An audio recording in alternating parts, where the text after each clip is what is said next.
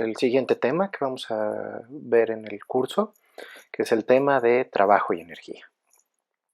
Entonces, para revisar este tema, vamos a pensar en una cierta partícula, un cuerpo que se mueve a lo largo de una trayectoria, como la que se muestra en esta gráfica.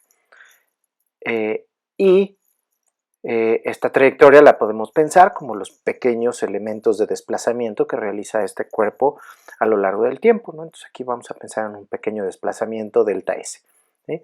Es un vector de desplazamiento en un momento dado. Y tenemos además que hay una fuerza, alguna en particular, pueden estar actuando muchas fuerzas sobre este cuerpo, pero en particular hay una fuerza que está actuando sobre este cuerpo mientras desarrolla esta trayectoria, ¿sí? Y entonces la pregunta que nos vamos a hacer es, ¿qué tanto de esta fuerza es responsable del movimiento del elemento de desplazamiento que estamos viendo en este momento en particular? Y entonces lo que consideramos para ver cuánto de esta fuerza influye en este desplazamiento, pues lo que vamos a tomar es la proyección de la fuerza sobre el elemento de desplazamiento, es decir, el producto punto de la fuerza sobre el elemento de desplazamiento. Y entonces esto lo que nos va a dar es la contribución de la fuerza, la contribución real de esa fuerza a ese elemento de desplazamiento. Pero esto pues es una trayectoria larga y vamos a pensar en varios tiempos, ¿no? Entonces podemos pensar que esta partícula va a ir desde un punto A hasta un punto B a través de esta trayectoria tan rica y compleja como esta puede ser, y lo que tenemos que hacer ahora es a cada elemento del desplazamiento, en cada momento de tiempo, en cada pedacito de esta trayectoria, pues tenemos que ver la fuerza, cuánto contribuye a la trayectoria, al desplazamiento del objeto. Y entonces lo que tendríamos que hacer es, para distintos momentos de este trayecto, vamos a tener que tomar este producto punto de la fuerza con el elemento de desplazamiento, es decir, la proyección de la fuerza sobre el elemento de desplazamiento. Y si queremos saber la contribución total de esta fuerza a lo largo de todos estos elementos, pues tendríamos que sumarlos todos, ¿no? Entonces vamos a tomar la suma de todas las proyecciones de la fuerza a lo largo del tiempo sobre los elementos correspondientes de desplazamiento, ¿sí? Y esto lo vamos a hacer obviamente desde el punto A hasta el punto B, entonces vamos a saber la contribución real de la fuerza a este desplazamiento. Como pueden ver, no toda la trayectoria, en casi ningún punto de la trayectoria, realmente el desplazamiento es a lo largo de la dirección de la fuerza. Entonces, no necesariamente la fuerza está siendo la única responsable de esta trayectoria. Y entonces esto lo tenemos que repetir, y cuanto más fina hagamos la partición de tiempo, es decir, cuanto más pegaditas estén estos pasos entre una de las proyecciones y la siguiente, pues tendremos un conocimiento más detallado de cuál es la contribución de la fuerza a lo largo de esta trayectoria. Entonces, claramente cuando esto lo llevamos al límite de pasos de tiempo muy pequeñitos o elementos de desplazamiento infinitesimalmente muy pequeños, lo que esta suma se va a reducir a esta integral, que es la integral de la proyección de la fuerza sobre el elemento diferencial de desplazamiento desde un punto cualquiera A hasta otro punto cualquiera B.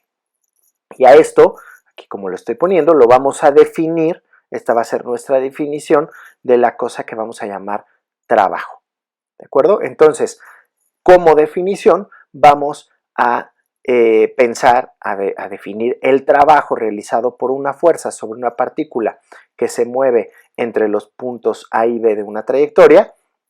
Se va a definir como la suma de la integral de la proyección de la fuerza sobre los elementos de trayectoria, ¿sí? Desde el punto A hasta el punto B de esa sección de viaje, de trayectoria, ¿de acuerdo? Y entonces esta cantidad, así nada más la estamos definiendo, únicamente tratando de ver realmente cuánto está siendo responsable la fuerza de la trayectoria y qué parte realmente es porque la trayectoria lo está haciendo independientemente de la fuerza, ¿de acuerdo? Entonces, así lo definimos como trabajo. Y vamos a revisar esta cosa que acabamos de definir, qué unidades tiene. Entonces, vamos a ver las unidades de la fuerza, sabemos que son los newtons, ¿sí? Y las unidades del desplazamiento, pues no son otra cosa más que metros. Entonces, a esta nueva cantidad que acabamos de definir como el trabajo, tiene unidades de newton por metro. A esa le vamos a llamar joule y vamos a ver un poquito más de estas unidades más adelante. ¿Ok? Y entonces, esta cantidad, ¿de qué nos sirve? Bueno, pues resulta que a partir de esta cantidad podemos encontrar o identificar que hay una cantidad un poco más general en el universo, en nuestra comprensión o descripción del universo, que es a lo que le llamamos energía, ¿sí? Y esta energía también la vamos a definir como una medida de las acciones, fuerzas, o llámenlas como quieran, de las acciones que se ejercen sobre un sistema físico cualquiera, ¿sí? Y resulta que vamos a definir esta cantidad, ¿sí? O identificamos esta cantidad porque nos damos cuenta que cuando la tomamos en cuenta, como vamos a ver más adelante, desde el punto de vista del trabajo y de las acciones que se realizan sobre un sistema, nos vamos a encontrar que esta nueva cantidad que estamos identificando cumple una ley de conservación o una ley universal de conservación. Es decir, siempre y cuando nosotros podamos identificar todas estas acciones que están siendo ejercidas sobre su sistema, entonces esta cantidad que le vamos a llamar energía, resulta que se conserva, se debe de conservar, ¿sí? Y esto nos lleva a esta ley de conservación de la energía, que como ustedes ya habrán oído muchas veces a lo largo de su vida, nos dice que la energía no se crea ni se destruye, únicamente se transforma de una forma a otra. ¿Qué formas toma esta energía? Bueno, puede tomar la forma de movimiento, como lo vamos a ver ahorita con la energía cinética, puede tomar la forma de una configuración de elementos de un sistema en donde hay interacciones, acciones mutuas entre los elementos de este sistema y por lo tanto ese sistema tiene algo de energía potencial, energía almacenada ahí adentro, de manera que en el momento que nosotros liberemos ese sistema, este va a moverse o a generar algún tipo de intercambio de esta energía de una forma a otra. También lo podemos pensar como energía térmica, que es otra forma de energía de movimiento, pero es cuando hablamos de un sistema con muchos cuerpos del orden de el número de Avogadro de partículas, es decir, de 10 a la 23 partículas, un sistema macroscópico, y consideramos el movimiento de todas ellas, la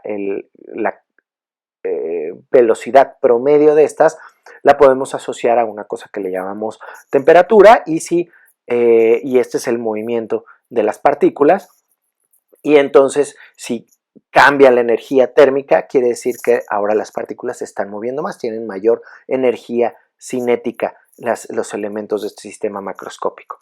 Y así podemos también hablar de energía química, etcétera, etcétera, etcétera. Entonces son distintas manifestaciones de este concepto que ahora le vamos a llamar energía. Y entonces, más que tratar de hacerlo más tangible, porque es un concepto algo abstracto, vamos a ver cómo se opera con este concepto de energía. ¿De acuerdo? Y entonces, regresemos a nuestro concepto de trabajo, ¿sí? Entonces, cuando hablamos de trabajo, ¿sí? El trabajo expresa cómo es que una fuerza ejerce un cambio en la energía de un sistema, ¿sí? Vamos a ver cómo es esto. Vamos a pensar en una partícula de una cierta masa que se desplaza a una cierta distancia, desde una posición inicial hasta una posición final, ¿sí? Y esto lo hace en la dirección de una fuerza neta que siempre es constante. Vamos a hacer la simplificación para hacer el análisis sencillo, entonces pensamos que la fuerza es constante, es decir, el objeto está siendo acelerado constantemente por esta fuerza. ¿De acuerdo? Y entonces, el trabajo que realiza esta fuerza sobre esta masa m es igual a la integral que definimos, ¿no? Entonces es la fuerza, el vector de fuerza, punto, la proyección de la fuerza sobre los elementos de desplazamiento en la dirección x. Lo hacemos nada más en una dirección para también mantenerlo simple, ¿sí? Pero pues, lo podemos hacer como dx en la dirección unitaria y, ¿sí? Desde un punto inicial hasta el punto final. ¿Sí? Como la fuerza es constante, ¿sí? Y vamos a pensar que siempre la fuerza va también en la dirección X. Esto también es nada más para mantener el análisis simple, ¿sí? El producto punto es simplemente f por dx, la fuerza es constante, entonces sale de la integral y por lo tanto tenemos la integral de dx, que no es otra cosa más que x, que ahora la evaluamos desde el punto inicial hasta el punto final. Entonces esto no es esta integral o este trabajo es igual simplemente a fuerza por el elemento, el pedazo de desplazamiento desde el punto inicial hasta el punto final, ¿sí? Y entonces esto queda que esto es fuerza por distancia, por la distancia recorrida entre estos dos puntos, ¿sí? Y por lo tanto este trabajo no es otra cosa más que la masa por la aceleración, aquí está la segunda ley de Newton, por la distancia, ¿sí? Aquí obviamente hemos tomado que la magnitud de la fuerza es esta F sin flechita, sin vector, y la magnitud de la aceleración es esta, ¿verdad? ¿Y esto qué quiere decir? Bueno, nos acordamos de nuestros análisis de cinemática, en donde teníamos que podíamos relacionar a la distancia recorrida por un objeto que está siendo acelerado como un medio del cambio en la suma de las velocidades por el tiempo, ¿sí? Y la aceleración no es otra cosa más que, dado que este es constante, es la velocidad final menos la velocidad inicial entre el tiempo.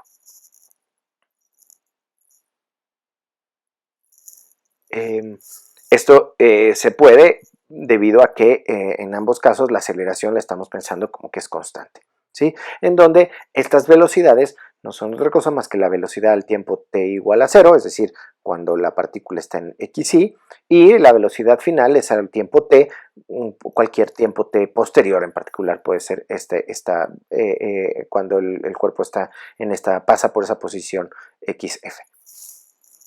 Y entonces sustituimos en este resultado de que el trabajo es igual a masa por aceleración por distancia, estas dos cantidades, ¿sí? Y entonces lo que tenemos es simplemente que esto es masa por la aceleración que habíamos encontrado aquí por la distancia que habíamos encontrado acá, ¿sí? Y esto nos da lo siguiente, se va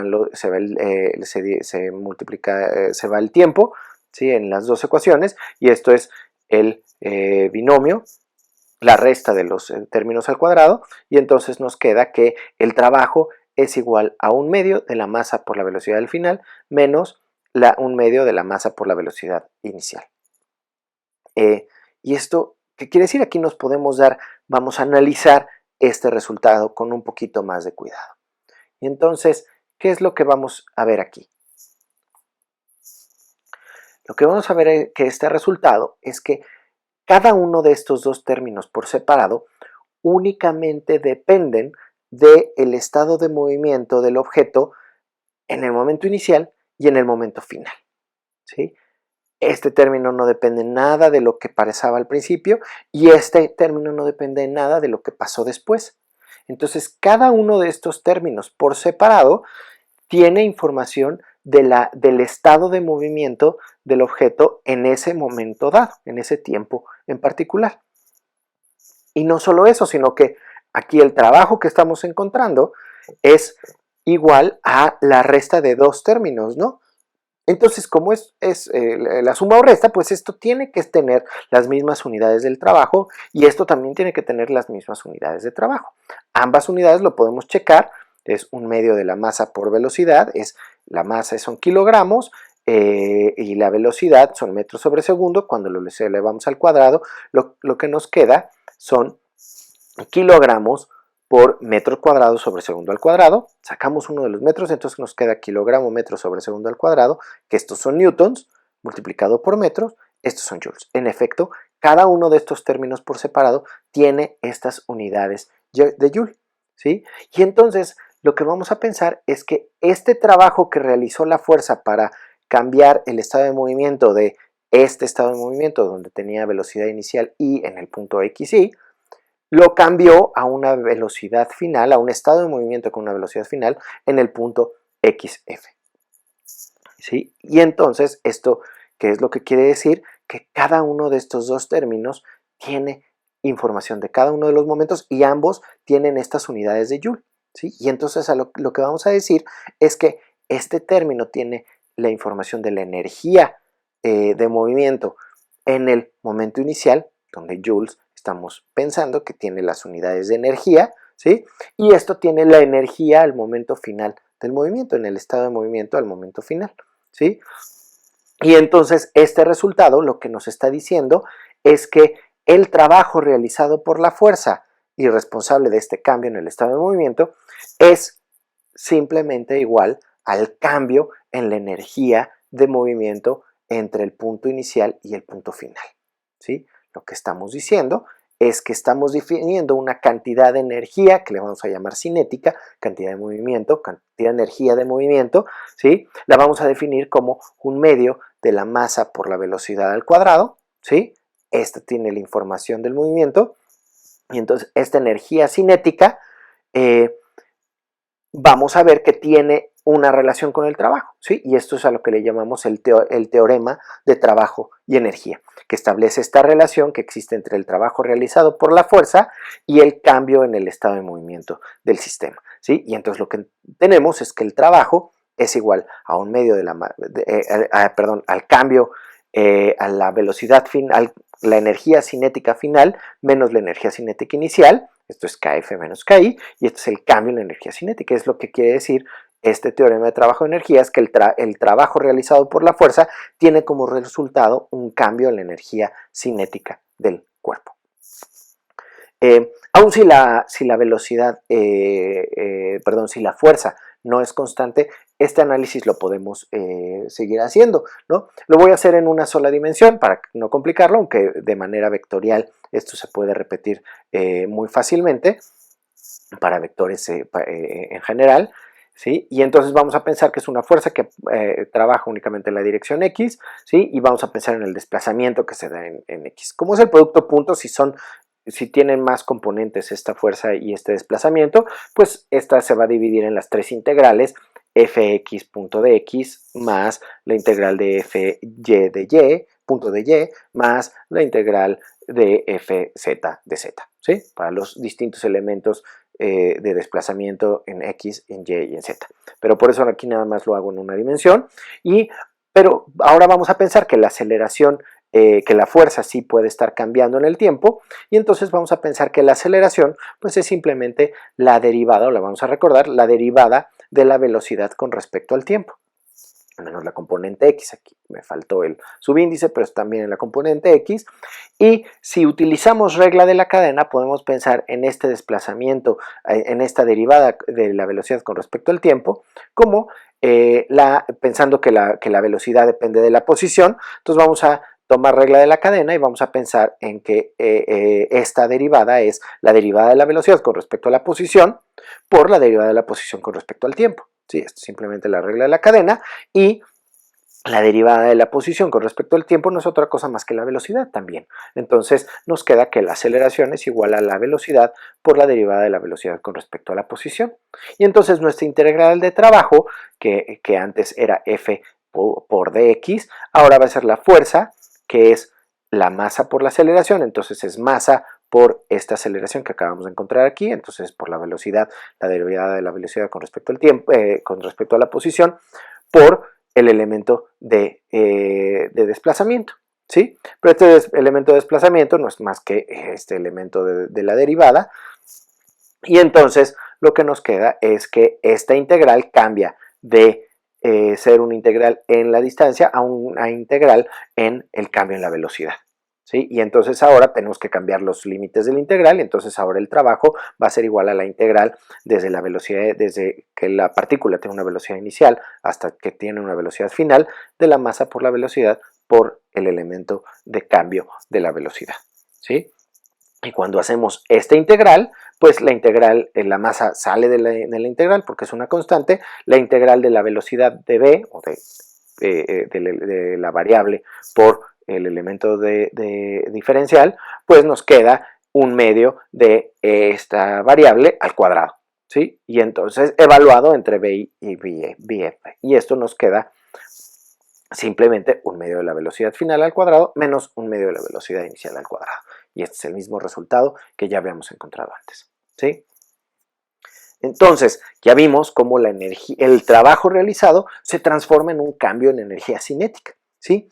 Pero también cuando hay, cuando un sistema de partículas está en el espacio y estas interactúan unas con otras, el cambio en esta configuración de posiciones relativas de los objetos puede tener como resultado también un cambio en la configuración de energía del sistema, ¿sí? Y para esto necesitamos introducir el concepto de energía potencial, ¿sí? A esta configuración del sistema y todas sus interacciones la podemos pensar como que el sistema mismo tiene energía almacenada. ¿En qué sentido podemos decir eso? Que si dejamos que el sistema en una cierta configuración evolucione y entonces eso genera que las piezas de este sistema, que las partículas que conforman este sistema, cambien de posición, se muevan, cambien de velocidad, entonces eso quiere decir que está realizándose trabajo, ¿sí? Y entonces la capacidad de un sistema en una configuración dada, de que cuando lo liberes realice trabajo, es decir, que se muevan las partículas, a esa capacidad, a esa posibilidad se le llama la energía potencial. Y entonces la pensamos como energía que está almacenada en la configuración del sistema, ¿sí? Entonces aquí lo que esencialmente estamos diciendo es que esta configuración, una vez que la liberamos, va a realizar trabajo y puede generar cambios en la energía cinética y entonces transformarse esta energía potencial en energía cinética, ¿sí? Esto, para empezar, para poder tener este concepto, tenemos que pensar en un concepto, además, que ya lo habíamos platicado cuando hablamos de fricción, pero aquí lo vamos a tratar con un poquito más de cuidado. ¿Y eso qué quiere decir? Que las fuerzas sean conservativas. Es decir, que estas energías se van a transformar de una a otra, pero que no se van a perder del sistema, ¿sí? En general, las cosas no son así, sino que tenemos, bueno, más bien, en general siempre la energía siempre se conserva. El problema es que hay situaciones en las que las fuerzas que generan los cambios en la posición, las interacciones, no necesariamente las podemos identificar fácilmente y podemos seguir su proceso con mucho detenimiento. Como es el caso de las fuerzas de fricción. Estas son el ejemplo de fuerzas no conservativas. ¿Por qué? Porque si yo ejerzo una acción sobre un sistema, este no siempre va a mantener la energía que yo le estoy dando y transformándose únicamente en movimiento de la cosa que yo estoy empujando, sino que por fricción esa energía que yo estoy invirtiendo, ese trabajo que yo estoy realizando, se está yendo en direcciones que yo no puedo controlar, como es la fricción en las superficies que genera calor sobre las superficies en contacto y ese calor se disipa entre estos cuerpos y por lo tanto ya no lo veo yo reflejado como el movimiento de la pieza que yo estoy empujando. Y entonces para tener el concepto de energía potencial, una de las cosas importantes que necesitamos es considerar fuerzas conservativas, porque si no, esta energía potencial se puede estar yendo en la disipación en el sistema y entonces no nos va a ser fácil identificarla, ¿sí? Entonces, en general se piensa en fuerzas conservativas que mantengan la cantidad de energía y entonces Cuando esto sucede, lo que vamos a ver es que la energía cinética ganada o perdida por un sistema conforme sus piezas cambian sus posiciones relativas es a su mismo balanceada por una pérdida o ganancia igual en energía potencial. Y esto entonces aquí lo que vamos a ver es dos tipos de energía cinética y energía potencial, cómo la energía de un sistema se está transformando de una hacia otra en el tiempo. ¿Sí? Y esto es a lo que le vamos a llamar el principio de conservación de la energía mecánica. No se está disipando a energía térmica, energía química, etcétera, otros tipos de energía, y entonces únicamente tenemos una transformación de energía cinética a energía potencial y de regreso. Entonces, para ver esto con más cuidado, vamos a hacer un ejemplo. ¿Sí? Entonces vamos a pensar en un objeto de una cierta masa, masa m, ¿sí? Que se encuentra a una cierta altura, a una altura y igual a h con respecto al piso, en donde el piso le vamos a llevar, va a ser nuestro punto de referencia, le vamos a llamar y igual a 0. ¿De acuerdo? Y entonces, la cantidad de trabajo, para considerar esta energía potencial que tiene este objeto o el cambio en la energía potencial que tiene el objeto al cambiar de, al estar, más bien, cuál es la energía potencial almacenada en un objeto que está a una cierta altura con respecto al piso, lo que tendríamos que pensar es cuál es la cantidad de trabajo que realiza el campo gravitacional sobre el cuerpo cuando dejamos a caer a este objeto desde la altura h hasta el suelo. ¿Sí? Entonces vamos a pensar eso, entonces vamos a calcular el trabajo desde un momento de la trayectoria, desde un elemento de la trayectoria donde la altura es igual a h, ¿sí? Hasta que llega al piso con y igual a 0, ¿sí? De la fuerza punto el elemento de trayectoria, que le falta el vector, pero es la y en la dirección vertical. Y entonces la proyección de la fuerza gravitacional a lo largo de este elemento de trayectoria, donde la fuerza gravitacional es menos mg en la dirección y, entonces aquí estos dos vectores de dirección son paralelos, entonces por eso el producto punto es fácil de resolver, entonces la fuerza es igual a menos mg, es constante, sale de la integral y únicamente nos queda la integral de y, ¿de acuerdo? Y entonces el resultado de esa integral es simplemente y desde h hasta 0, ¿sí? Evaluado desde h hasta 0, entonces es menos mg, punto final 0, menos h, y entonces el trabajo realizado por la fuerza gravitacional al bajar al cuerpo, mientras el cuerpo cae desde h hasta 0, es igual a mgh. Entonces este es el trabajo que realizó el campo gravitacional. Y entonces eso quiere decir que el campo gravitacional actuando hacia abajo le quitó esta energía mgh, ¿sí? Hasta que llegara al suelo, ¿sí? Y entonces el cambio en ese elemento de movimiento es igual a mgh. ¿Ok? Vamos a pensar que la energía gravitacional es igual a 0 en el suelo, ¿sí? Esto es un punto muy importante. La energía no es una cantidad absoluta en el universo, ¿sí? Lo que nosotros podemos determinar con respecto a energía son cambios de energía, por ejemplo, de movimiento, cambios de energía cinética entre dos momentos del movimiento, o cambios en la energía potencial entre dos puntos cualquiera, ¿sí? Y entonces, para hablar de una energía potencial, tenemos que ponerla con respecto a un punto en particular, ¿sí? Y entonces aquí en particular definimos, lo pensamos, consideramos para este ejercicio que la energía en el suelo, ¿sí? Es igual a 0, ¿sí? Y entonces, si yo quiero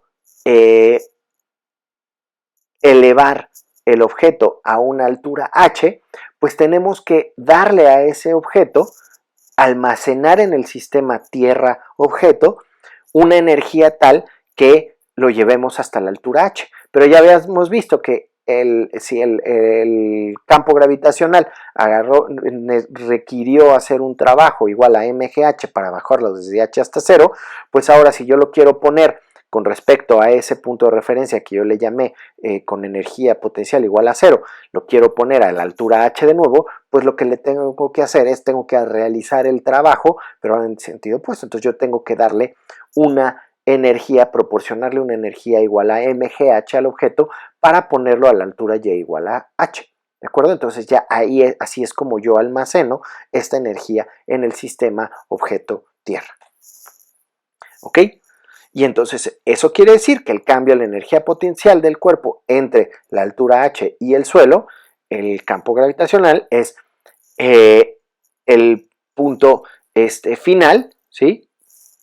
Yo inicié desde la altura h y cayó hasta la altura, hasta 0, ¿sí? Entonces, cuando es soltado desde la altura h, ¿sí? Entonces es la energía potencial en 0 menos la energía potencial en h, y esto es igual a 0 menos mgh, ¿de acuerdo? Y entonces eso quiere decir que el cambio en la energía potencial generado por la fuerza de gravitación, la aceleración gravitacional que movió al objeto desde h hasta 0, ese cambio es igual a menos mgh, es decir, la fuerza gravitacional le quitó esa energía mgh al bajarlo al suelo. Entonces por eso es el signo negativo aquí, ¿de acuerdo? Y entonces, si esto lo hacemos para dos alturas arbitrarias, lo que estamos encontrando es que el trabajo que realice la fuerza cualquiera, tiene que ser igual a menos el cambio en la energía potencial, ¿sí? Y entonces es lo que tenemos aquí, ¿sí? Y entonces estamos encontrando un resultado con respecto para relacionar trabajo con energía potencial, ¿sí? Y entonces llegamos a la conclusión de que el trabajo realizado por una fuerza conservativa es igual a menos el cambio de energía potencial, menos el negativo del cambio en la energía potencial generada por la fuerza sobre el sistema, ¿sí? Pero si recuerdan, ya habíamos encontrado por el teorema de trabajo y de energía que el trabajo realizado por el objeto, por la fuerza sobre el objeto, pues es igual al cambio en la energía cinética registrada por el objeto, ¿sí? Y esto lo que nos está llevando es que menos el cambio en la energía potencial es igual al cambio en la energía cinética. Entonces, si esto lo pensamos así y pasamos la energía potencial para acá, pues esto nos debe dar un 0, y entonces lo que nos da para un sistema conservativo es que el cambio en la energía cinética más el cambio en la energía potencial debe ser igual a 0, ¿sí? Y entonces lo que está sucediendo en un sistema conservativo es que la energía está cambiando entre energía cinética y energía potencial, de manera que cuando uno aumenta, la otra disminuye y viceversa, ¿sí? Pero la suma de los cambios de las dos es igual a 0. Y esa es lo que le llamamos conservativo. Esto es lo que está conservando energía.